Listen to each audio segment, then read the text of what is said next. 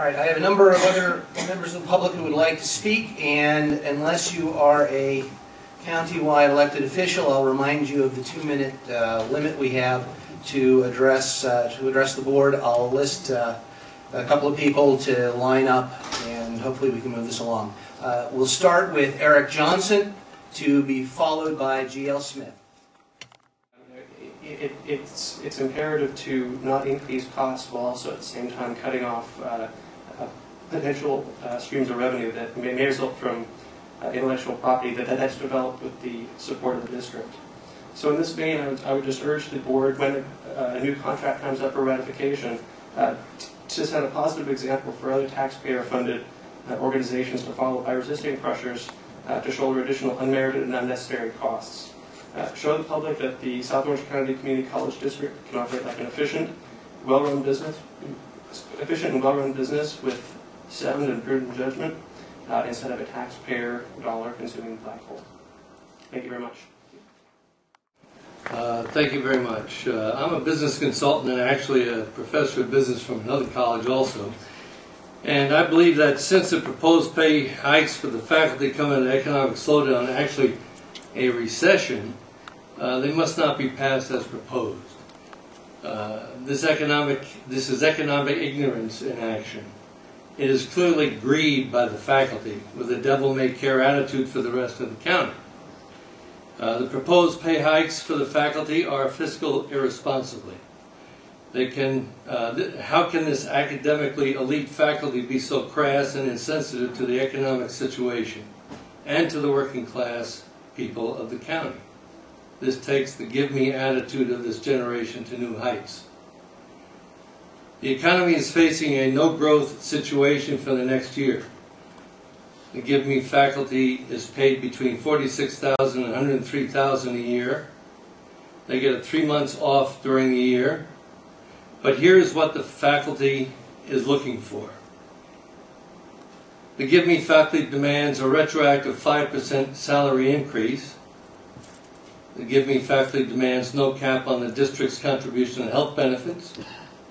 The give-me faculty demands a combined 9% increase over 3 years. Wait a minute, has the faculty just entered the promised land?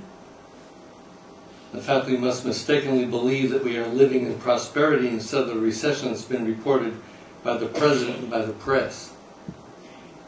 Today, President Obama talked about remaking America and making hard choices.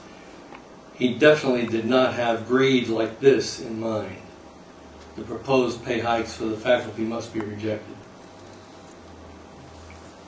Thank you. We have Chris Murray, the Vice President of Government Affairs for the Orange County Business Council, to be followed by former San Clemente City Councilman Steve Knobloch. President Wagner and members of the Board of Trustees, thank you for your time this evening.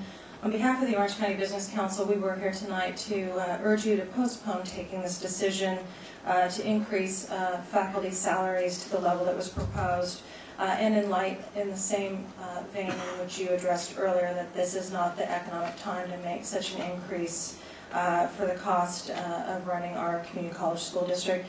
Before taking this action, we urge the Board of Trustees to reconsider the potential impacts to the entire system that a significant increase would involve, especially in light of this unprecedented state budget shortfall, which we just heard about in detail a moment ago.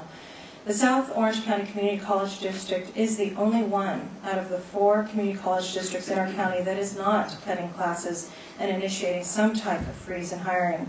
It is imperative that the district take prudent fiscal steps during these uncertain economic times to ensure access for climbing enrollments of displaced workers, transfer students, and those seeking additional career technical training.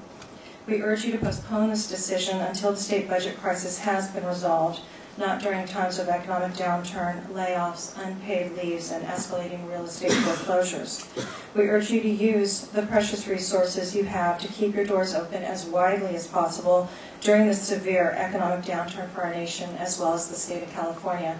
And I'd like to say, just in closing, that the Orange County Business Council considers workforce development and education one of its core strategic initiative areas. We work very closely with your staff and with the district, and appreciate your leadership, and thank you for your time this evening.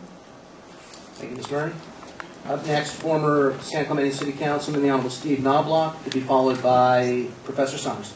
Thank you, President Wagner, members of the board. I want to be brief, resident of San Clemente, and I really would appreciate and thank you for taking the action to take this matter off the agenda. In this downturn, it's really inconceivable that we'd have a 9 and 11% pay raise for teachers. To recommend this kind of a budget increase when everyone in the community, government, private industry alike, is collectively tightening their belt to have a button buster like this is really inappropriate. So I commend you for taking this off the agenda. I hope that it stays off the agenda for quite a while until our economy turns around.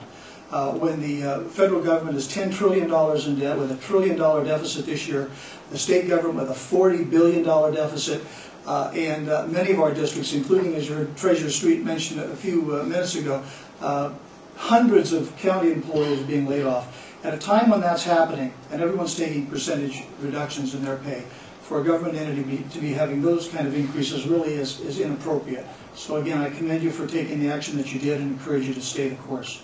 Thank you very much. Thank you, sir. Lastly, I was district appointed at the faculty district master contract was withdrawn from the agenda today. Look forward to it coming back in some form.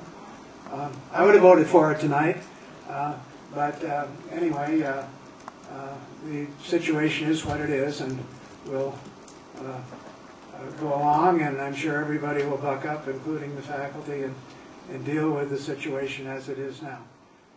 Thank you. I think I'm in the 1% that do. I don't text, and I just started blogging about a week ago, as many of you know.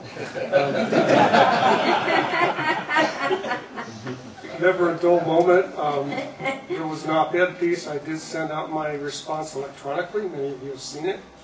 And if anybody in the viewing audience would like to contact me, my email address is jwilliams@soccccd.edu. Thank you. I think our concerns are not or should not be interpreted as one in which there isn't significant and important respect and support for the faculty who we recognize are critical to the success of our mission and our dedicated professionals. It's really, I think, from my standpoint at least, important that we represent all of the citizens, not any one particular constituent group.